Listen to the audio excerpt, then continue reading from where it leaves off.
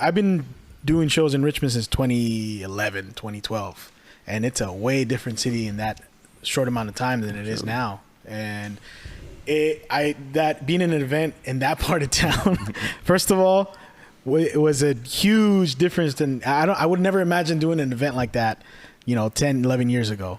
So it's definitely going into the right direction a little bit, but there is, like you said, community. That is a big thing, and I always like hearing when people come to we do the show at Bridge Art Space. Yeah, we've been doing it for 3 or 4 years now, and whenever I invite someone and they show up, and they're always surprised. Oh, there was no gunshots! Wow,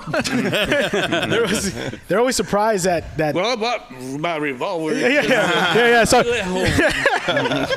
Yeah, sorry. Bullets are a little expensive right now, so you know. Listen, yes, we can blame inflation for the drop in violence. Yeah. So I always like changing people's perspective of Richmond by coming to the shows, because they show up and they say nice things about Richmond afterwards, as opposed to it's where such and such got murdered and all this and that. And that was my goal with starting to do the comedy shows in Richmond. I wanted to just make Richmond a comedy hub. There was nothing there at the time. I don't even know if that's even if it doesn't happen, at least the people that we've had come out from San Jose, from San Francisco to Richmond, it's always nice to hear them say, wow, I saw this in Richmond, and there's a lot of stuff popping up now. I think it is happening though. I think people are realizing we need to relook at how we see Richmond. It's got a lot of great talent. It's got a lot of opportunities for people, and we are tired of driving to 45 minutes to get to Oakland because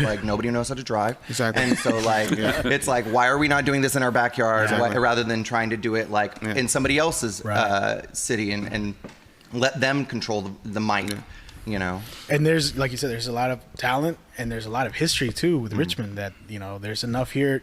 Come see it for yourself, because I grew up there, and it wasn't until I was a teen or late teen that I found out all the history about Richmond, about how big of an influence it had during World War II.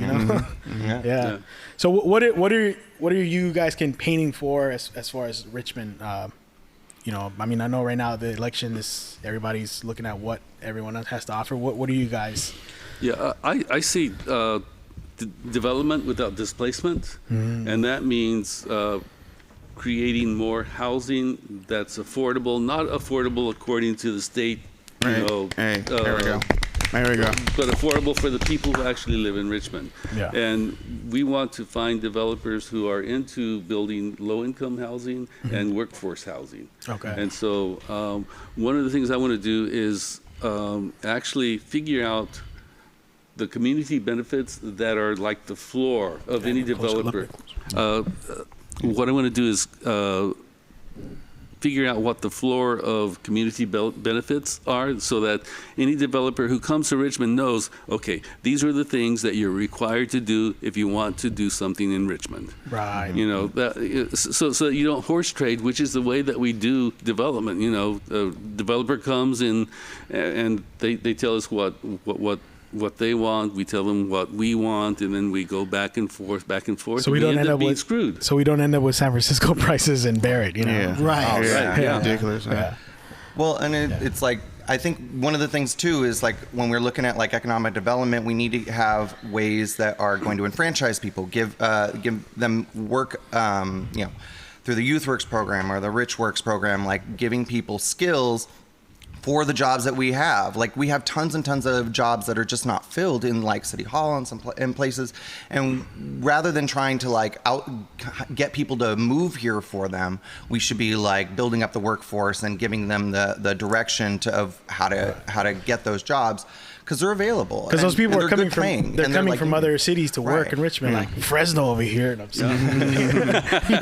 That's Tony Tamayo. I'm just kidding. But when we're looking at also what kind of industries we want to attract, I will say that I'm hoping they'll turn the Hilltop Mall into something that's going to be awesome. I know it's dead. It's It killed downtown. Now it's like dead itself, and like we need to make sure we don't lose the public commons. So we need to make sure that it's going to be turned into something that's going to be affordable to people in Richmond. It's going to have the businesses that we like to actually go to. So it doesn't turn into one big Amazon warehouse, right? Exactly. It is now.